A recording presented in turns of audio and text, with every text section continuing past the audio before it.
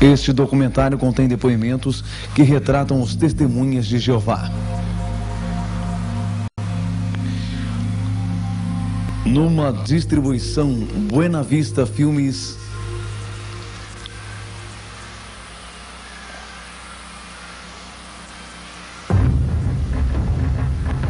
Testemunhas de Jeová, uma organização de falsos profetas. Versão brasileira Audio News. Mencione o nome Testemunhas de Jeová e terá várias respostas. Normalmente vem à mente a imagem de duas pessoas batendo à sua porta em horas inconvenientes, avisando que o fim do mundo está próximo. Ou talvez você se lembre de uma história que leu nos jornais ou viu na TV de Testemunhas de Jeová recusando transfusões de sangue. Quem são essas pessoas e de onde elas vêm? A Sociedade Torre de Vigia de Bíblias e Tratados, no Brooklyn, Nova York, controla as atividades das Testemunhas de Jeová em todo o mundo. Eles publicaram recentemente uma análise de sua história chamada Testemunhas de Jeová, Arautos do Reino de Deus. No início eles dizem que, abre aspas, ninguém conhece a história moderna deles melhor do que eles mesmos, fecha aspas. Vão mais adiante e dizem que apresentarão uma história franca. Joanne Magnani, diretor da Witness Incorporation, é um reconhecido expert em Testemunhas de Jeová. Tem esse comentário. Deveríamos esperar, diante das afirmações feitas pela Sociedade Sentinela na introdução desse livro, que apresentarão a verdadeira história da organização. Na página 178, eles afirmam que é preciso honestidade em tudo o que fazem. Se basearam em antigos escritos onde é dito que o próprio Jeová é o Deus da verdade. Eles prometeram honestidade neste livro, mas será que cumprem a promessa? Encobrindo a verdade. David Riccaboni é lembrado por seus serviços prestados durante muito tempo à sociedade, imprimindo a revista Sentinela. Aqui ele é visto no filme Sociedade do Novo Mundo em Ação, de 1963. Uma coisa que me impressionava como testemunho de Jeová era a dificuldade em admitir os erros. Eu achava ótimo naquela época. Eu sabia que a sociedade tinha errado no passado, quando marcou datas para o fim do mundo e algumas eu acompanhei as maiores modificações na doutrina e às vezes me sentia chateado, mas desde criança me diziam que esse era o jeito de Jeová rever a nova vida da organização. Testemunhas de Jeová são frequentemente descritas como um culto, mas de fato negam que sejam um culto em sua publicação oficial, a Sentinela. Em sua opinião, Sr. Magnani, eles são mesmo um culto? Sim, Testemunhas de Jeová se encaixam perfeitamente na definição de culto, apesar de negarem. Um culto sempre tem uma figura central forte que possui autoridade absoluta. Eles admitem no livro dos Arautos que o culto foi desenvolvido em torno de Charles Taze Russell, seu fundador.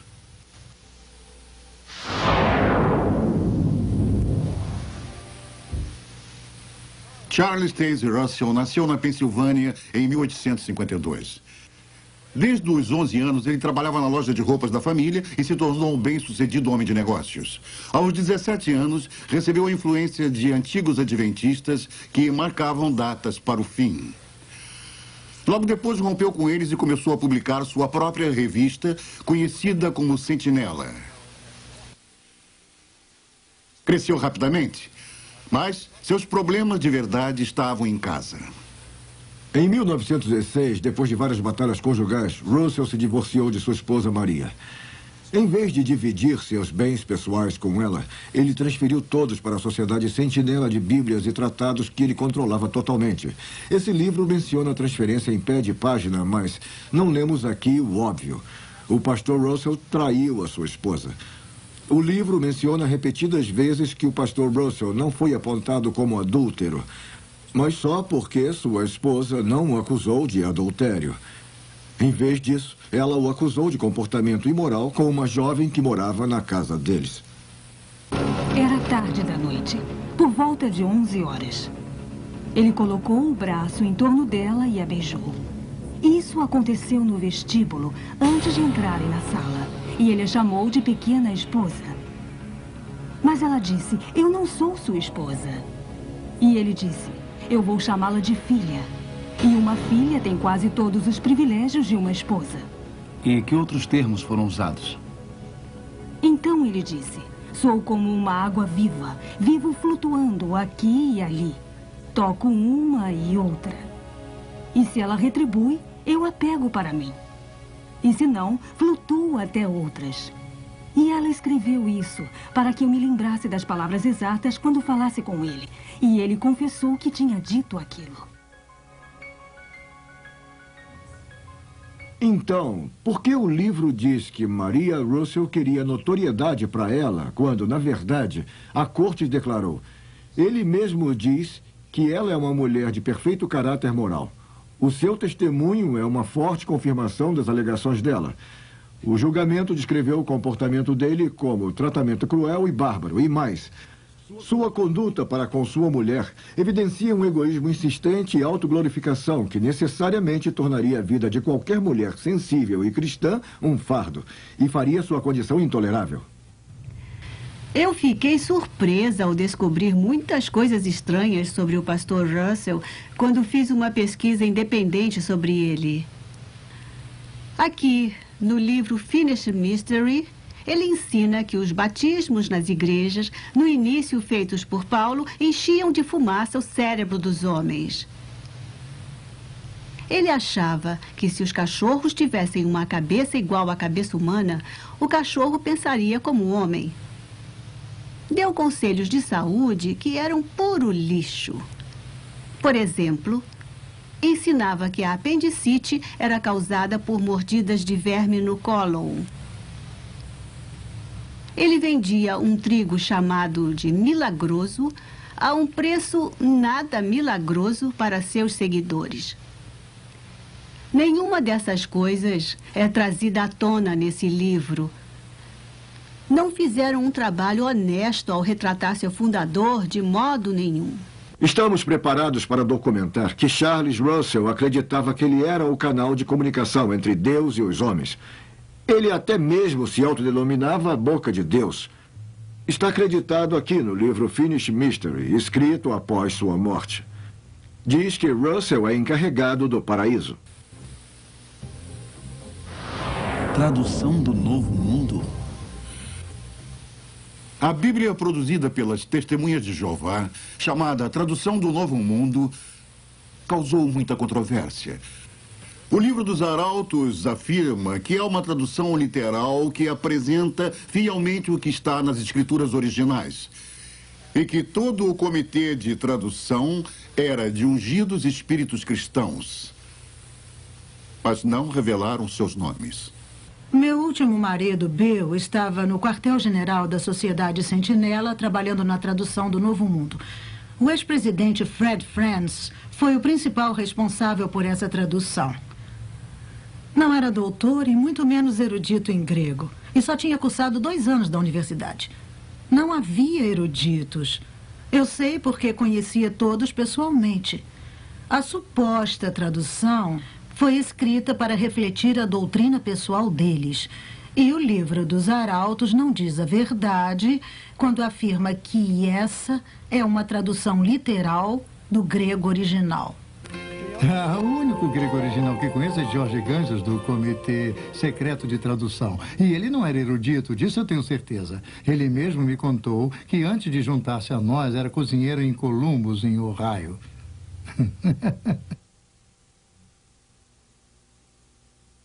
O Dr. Bruce Metzger é reconhecido como um dos maiores tradutores da Bíblia do mundo.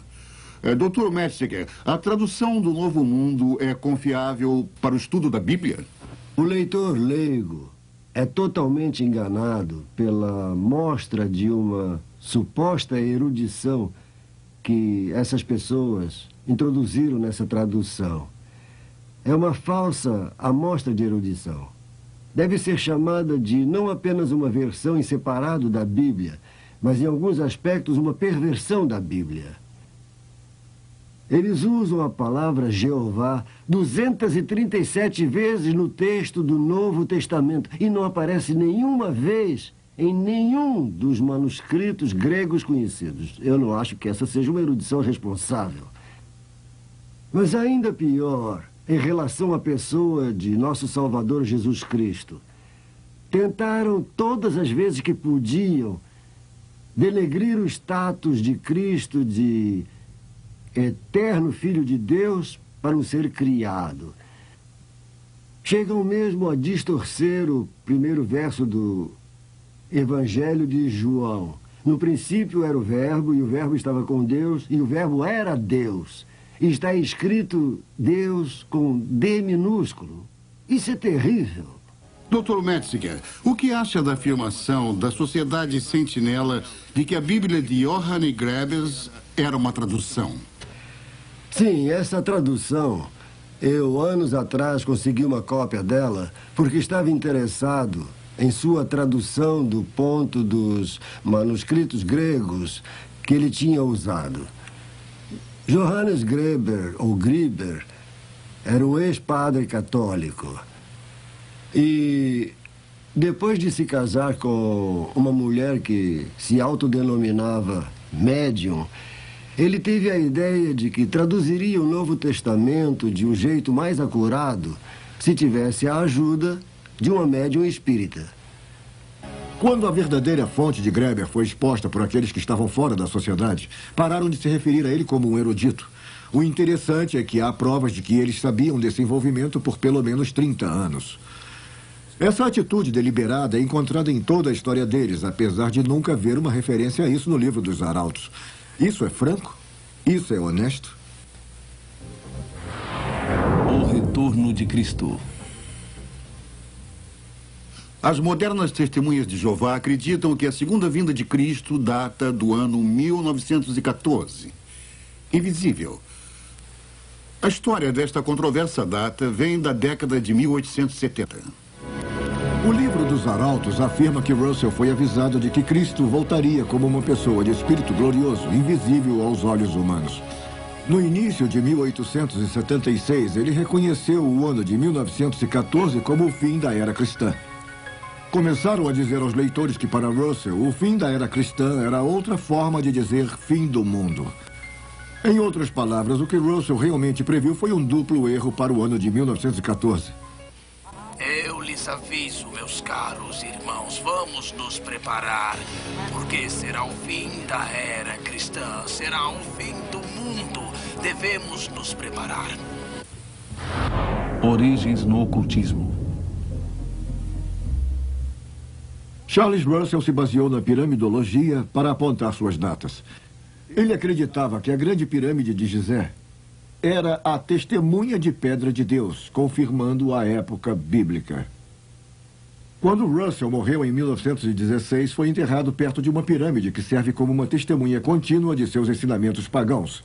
No entanto, a organização informou às testemunhas de Jeová que a pirâmide não deveria ser considerada como uma conexão com a verdadeira adoração. Então, consideramos que o livro dos Arautos admite que as testemunhas de Jeová praticam falsa adoração.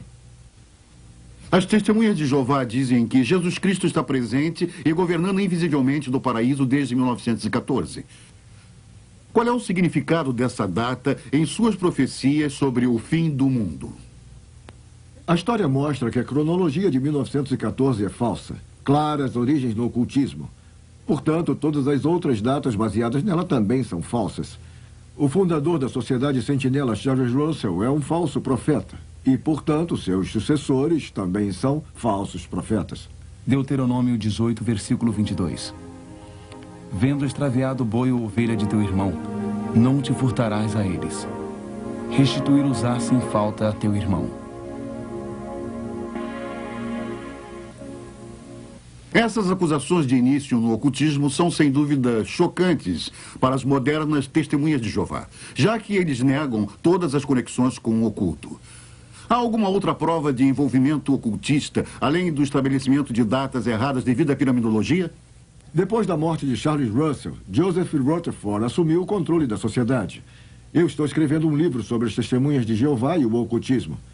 As testemunhas de Jeová de hoje podem se surpreender ao saber que seu último presidente manteve contato com espíritos. Na verdade, ele afirmou que recebeu instruções do falecido pastor Russell. Chegou mesmo a falar que a organização não estava sob a direção do Espírito Santo, mas sob a direção de espíritos invisíveis. Nenhum desses fatos são trazidos à tona no livro dos Arautos. Isso é franco ou honesto? Esta organização tem mesmo um guia divino, como falam? Ou é baseada no ocultismo? A prova é clara. Ela é. Testemunhas de Jeová.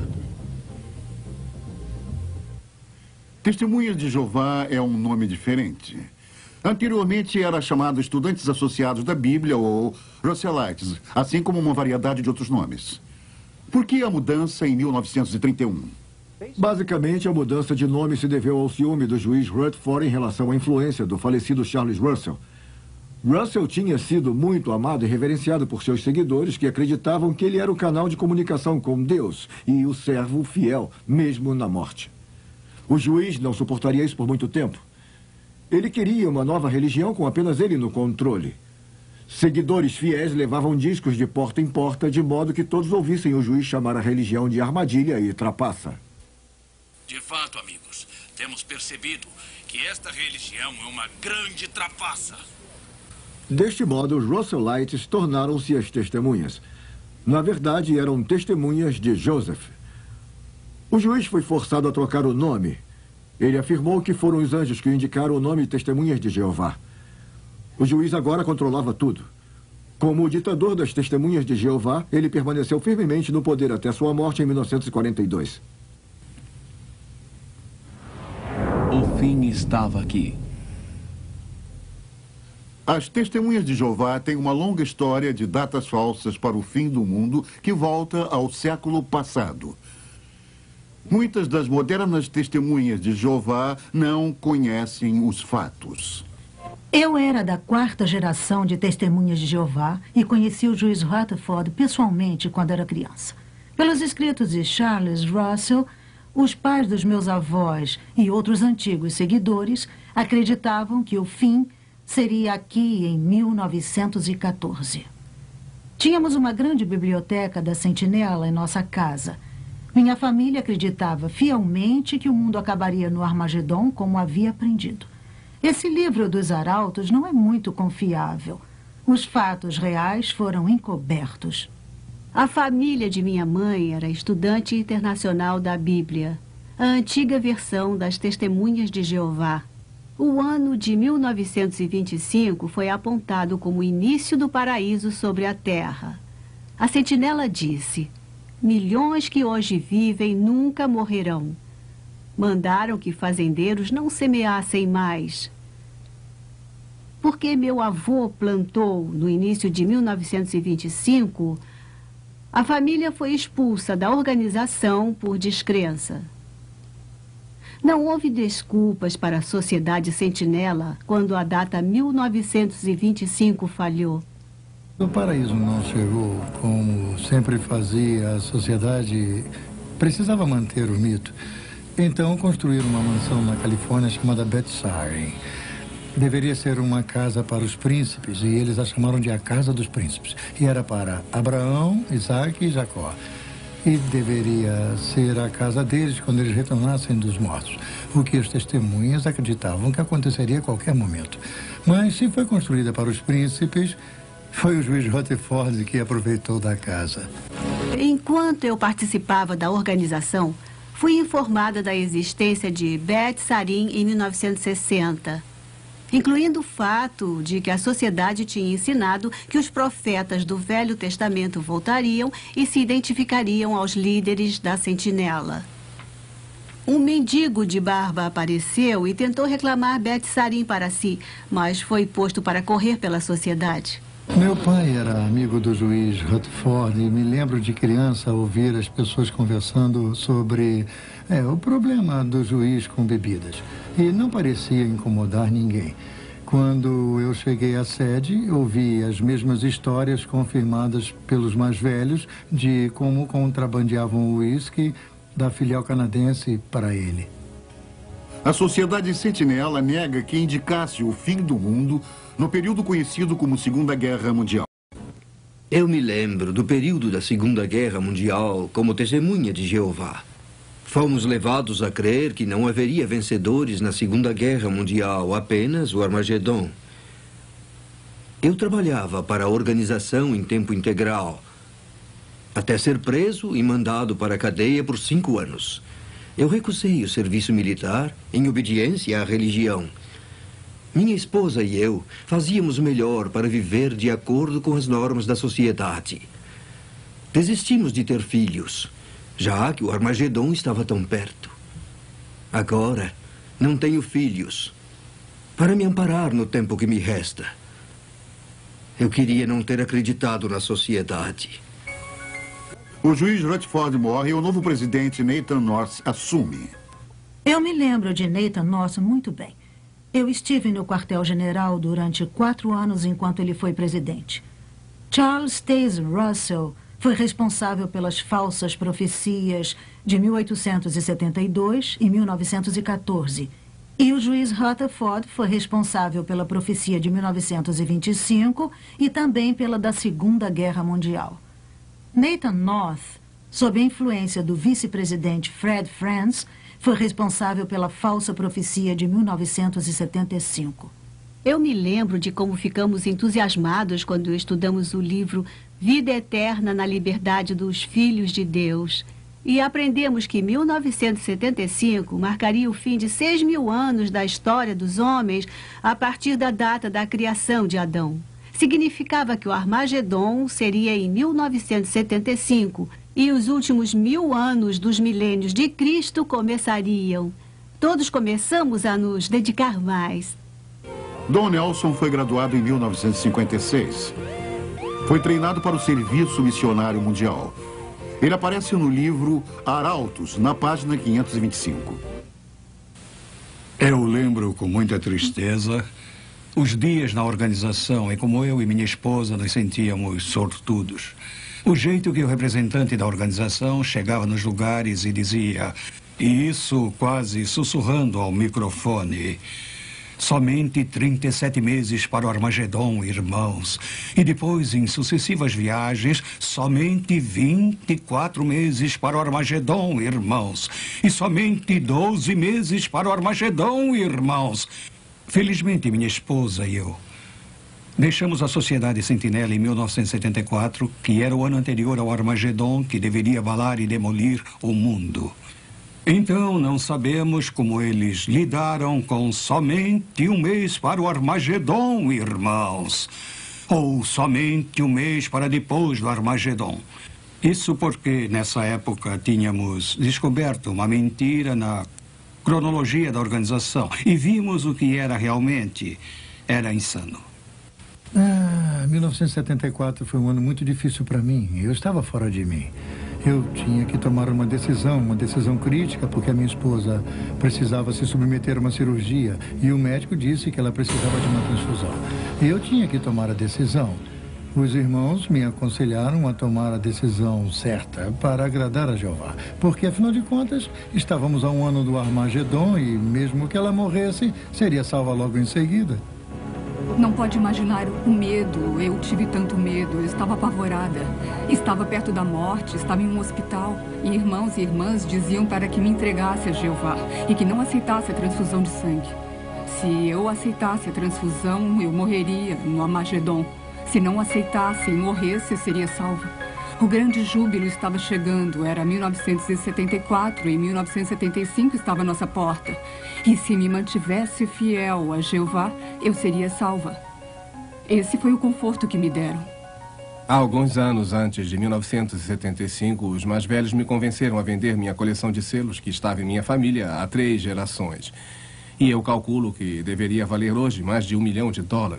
Quando a data 1975 falhou, percebi que estavam errados e logo deixei a organização. Eu me lembro de como ficávamos presos a nossos assentos no fim da década de 60. Enquanto a sociedade atraía um casal após o outro em sua filosofia e as pessoas vendiam suas casas e bens e iam passar todo o tempo no ministério nos poucos meses que restavam antes do Armagedon. Alguns se livraram de suas casas, alguns esvaziaram suas contas no banco. Minha família e eu vendemos nossa casa e nos mudamos para onde a organização indicou. Assim poderíamos ouvir a mensagem da sociedade antes de 1975. Em 1973, eu fundei uma companhia chamada Dreamline, na qual cheguei a empregar 1.500 testemunhas de Jeová em 100 pequenas distribuidoras. Muitas delas me procuravam, queriam me convencer a passar o negócio adiante e que me juntasse a eles. Afinal, 75 estava chegando. E 75 chegou mais perto e alguns me criticavam e chegavam mesmo a me chamar de Segundo Pedro. Eu dizia que quando a Sociedade Sentinela parar de crescer, eu paro de crescer. E, claro, aqui estamos muitos anos depois. Eu me lembro da agitação que tomou conta de nós, testemunhas de Jeová, na Assembleia, quando anunciaram que os estudos da Bíblia não deveriam durar mais de 6 meses, já que 1975 se aproximava rapidamente. Um irmão conduziu 16 estudos da Bíblia, mas ao final de 6 meses não tinha concluído nenhum. A liderança da organização disse para que não nos perturbássemos se nossos estudos da Bíblia falhassem. Disseram, essas pessoas tiveram sua chance e não merecem viver na nova ordem de Jeová, se não conseguiram decidir em 6 meses se querem ser testemunhas de Jeová. Mandavam-nos sair e procurar por outros, rapidamente. 1975 veio e se foi sem o Armagedon e sem o tão falado final do milênio do reino de Cristo. Todos seriam destruídos, a não ser que fossem testemunhas de Jeová. Como a sociedade sentinela lidou com esse embaraço? Como de costume, a sociedade culpou seus membros pela falha da profecia, como fizeram no passado. O presidente Nathan North não interferiu quando o vice-presidente Fred Franz tentou encobrir a falha. Ele começou negando. Franz admitiu algum desapontamento por um lado, mas por outro se recusou a admitir sua culpa em marcar a data. Ele disse que não tinha sido específico, mas foi.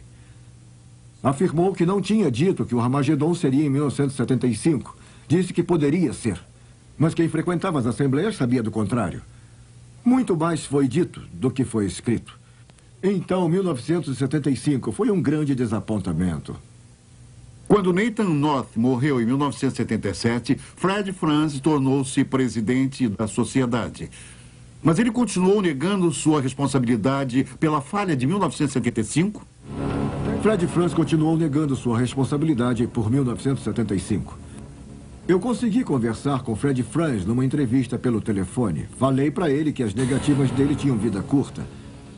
Afinal, ele tinha sido bastante específico sobre 1975 nas publicações e li para ele algumas frases.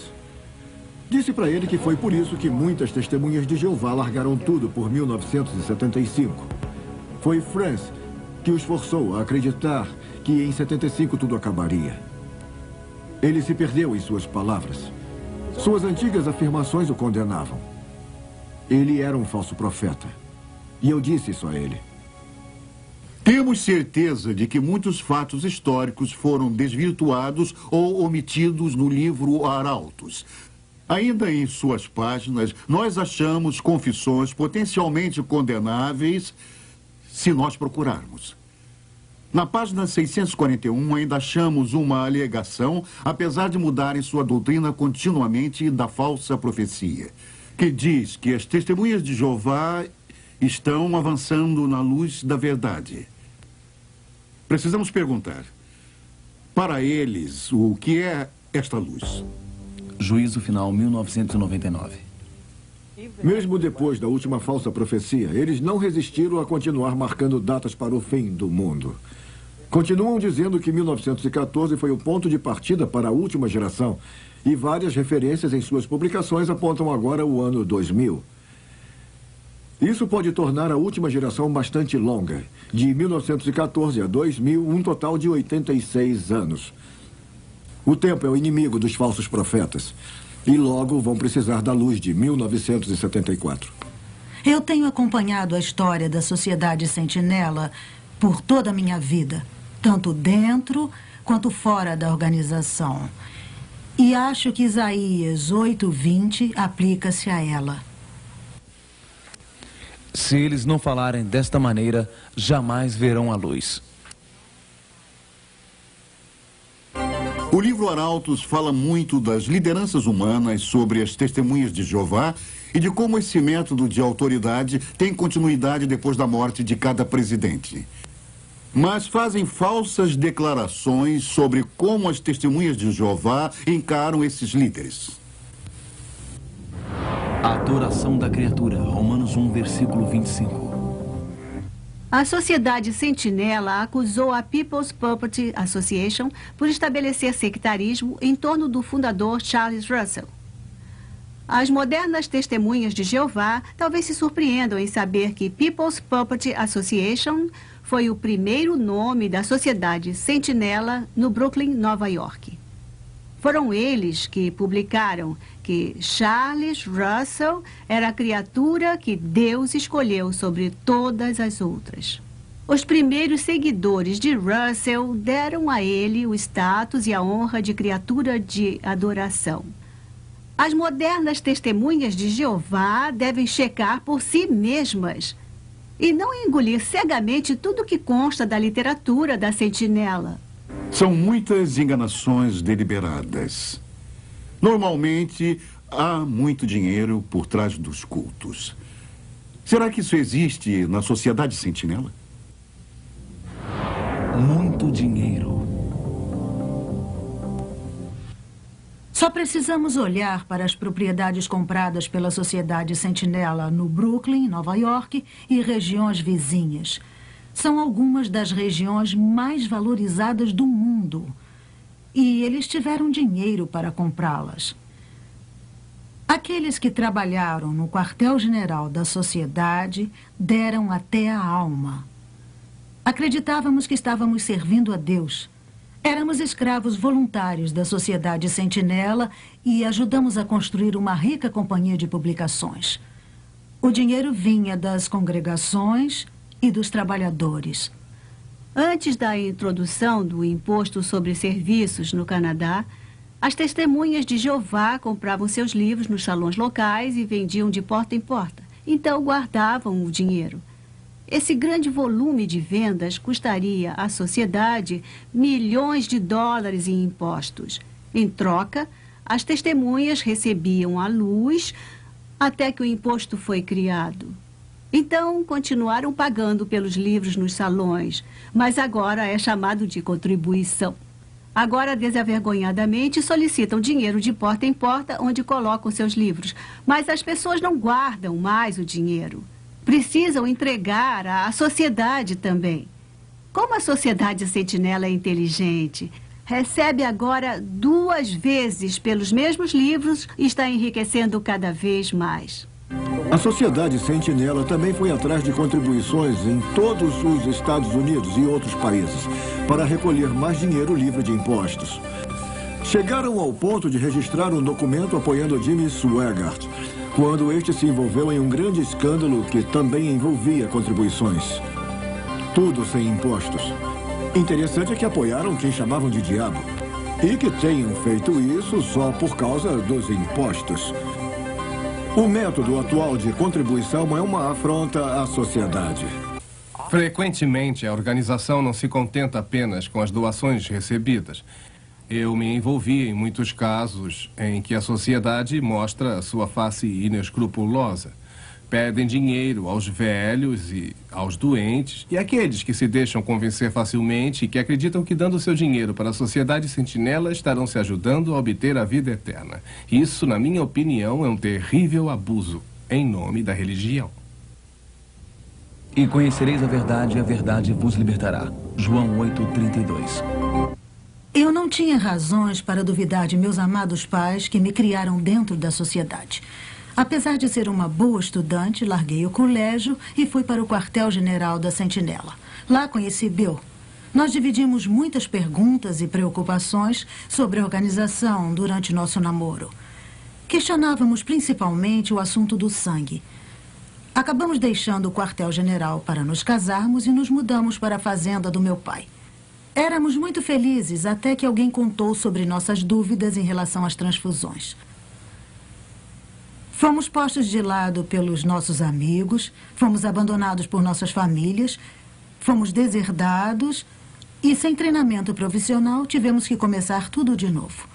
Pesquisamos sobre a organização e provamos que eram falsos profetas e pregavam uma doutrina errada.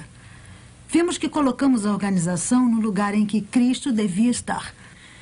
Aceitamos o Senhor Jesus Cristo, não qualquer organização, e temos estado muito felizes desde então.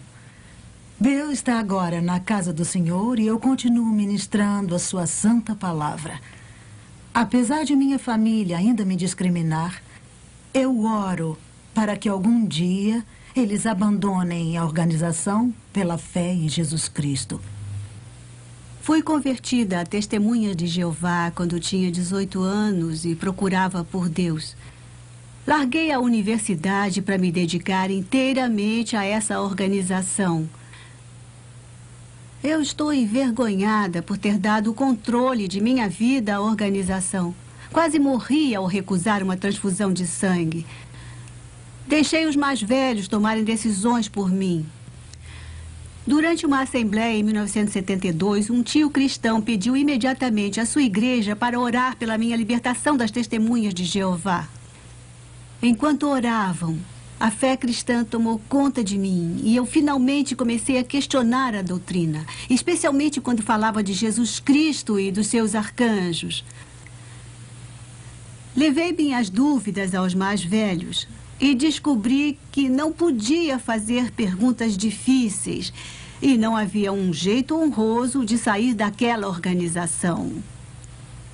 Saí no início de 1975, causando furor na congregação, já que o Armagedon era esperado para poucos meses.